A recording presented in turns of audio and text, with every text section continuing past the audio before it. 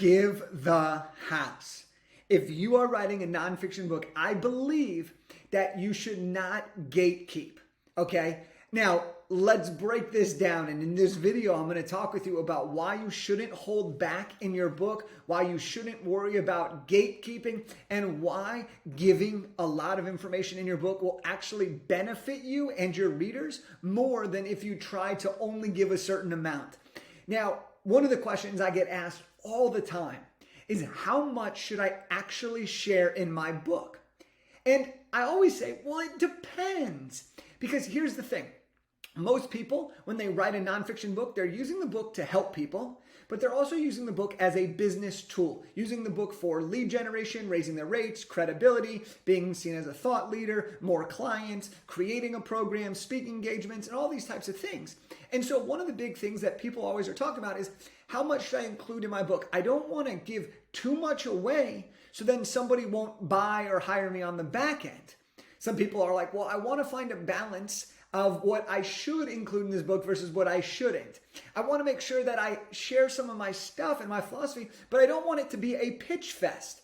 Okay, because the worst thing you could do is just be pitching in your book. Okay, I'm going to make a blanket statement here.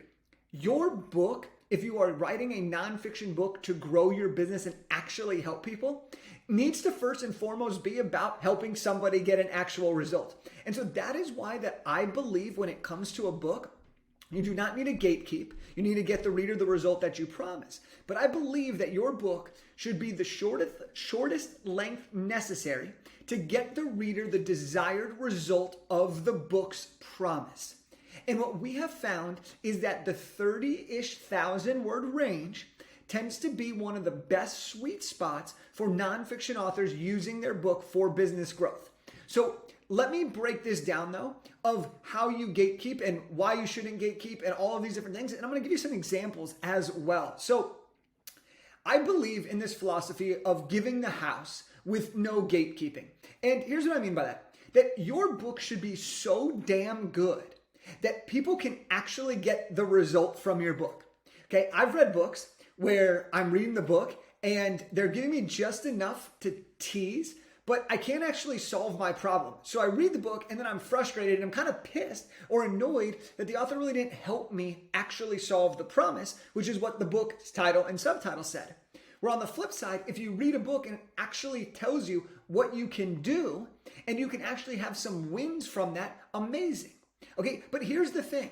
Just because you're giving a lot of information in your book and you're sharing your process or you're sharing your methodology, doesn't mean that you're going to solve every problem your client's going to have. Absolutely not. But should it be able to actually help them? Yes.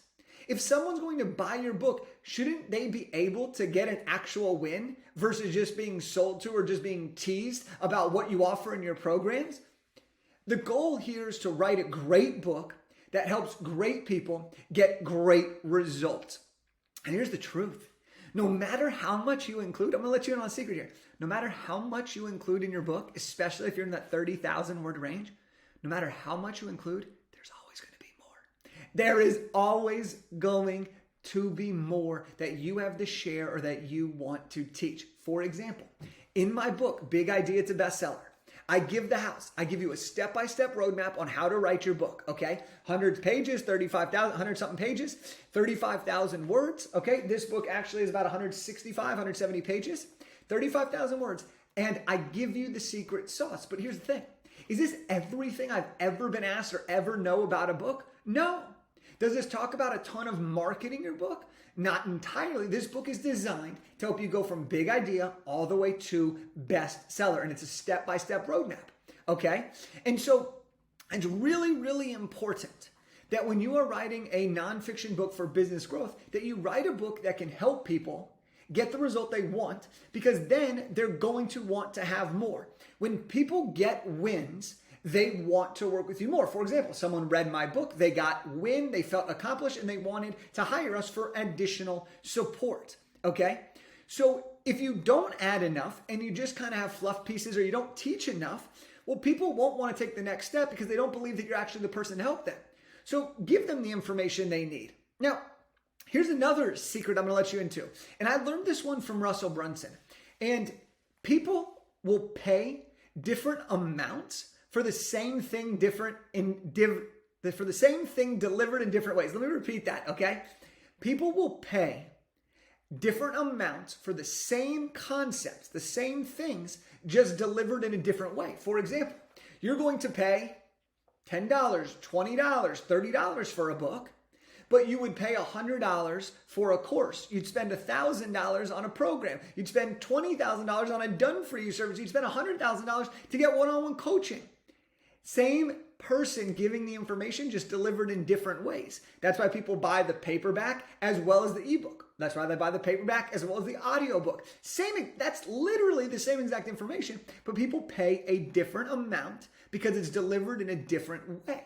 Okay? And so your book really is the book format of some of the things that you do. And that's why you can share a lot, because you want people to get the result. Okay? Now, here's the other thing. When you write a book, it's important to recognize that even if you give the house and you help people and they get a ton of results, well, maybe someone who's reading the book doesn't want to do it themselves, so they would rather pay you or your team to coach them or to do it for them, okay? That's a great use case of a book. If it's not valuable, if you haven't given enough, they're not going to see you as the person who can help them do that. Maybe people want the accountability to execute on what you share in your book. Well, that's why you have a program or a course or some form of coaching or speaking. Maybe people want additional services beyond what you shared about in your book. For example, people will read my book, they'll go through the process, but sometimes they'll want to hire us to do PR for their book. They'll want to help us to do marketing for their book. They'll want us to really curate a specialized launch strategy because they know we could do it really, really effectively for them. Or maybe they want something super specific, but in your book, you only scratch the surface. Because here's the thing, right? A 30,000 word book, you can write a ton in 30,000 words, but that fills up pretty quickly. It may sound surprising, but that can fill up pretty quickly. And so there's going to be more. There's going to be more in-depth things that you can talk about than what you include. So if you really want to help people, okay, and this is my point of really why you're doing this. If you really want to help people, then help them. Okay? Write the book that will actually help them. Now, I want to give you an example here because in the last month alone, at the time of this recording, last month, I've had two people reach out to me. They launched their book and they said, hey, Jake, I read your book and I was able to follow your roadmap, follow your blueprint, and I was able to get to the finish line and launch my book. Now, I was ecstatic for them.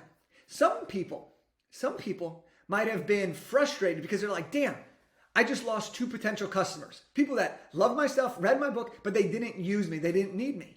And I had the exact opposite reaction. I was actually stoked about this. First and foremost, the reason I wrote this book was to help people write more books. And so if they are getting that value from a book, which I'm going to give to you for free at the end of this episode, if they got a free book or a $5 or $20 book if you buy it on Amazon, and they were able to do that, that's an incredible opportunity for them. These are self-starters. They were really focused. And some people are going to be like that. That's great. But I was not upset that they didn't buy from me. I was genuinely happy that my book did what it was supposed to do. It helped you write and launch a best-selling nonfiction book. And that is what they did. Okay? But here's why I'm actually so excited about this versus concerned that, oh, if I maybe included less, maybe I would have gotten a client. Here's why. Okay? Number one is I was invited to their podcasts. So now I'm getting in front of their audience. Two, they've posted about me and my book multiple times. They're like, this book helped me get to my finish line. They are so excited. They're telling everybody about my book. They're introducing me to anybody that they think could write a book. And now they have become a true fan of me and my work, and they want to support and promote me because they got so much value from this that the law of reciprocity is saying, wow, Jake, how can I repay you? I got all of this. I got to steal. My book's done, and all I had to do is get your book. So now they're trying to introduce me to different people.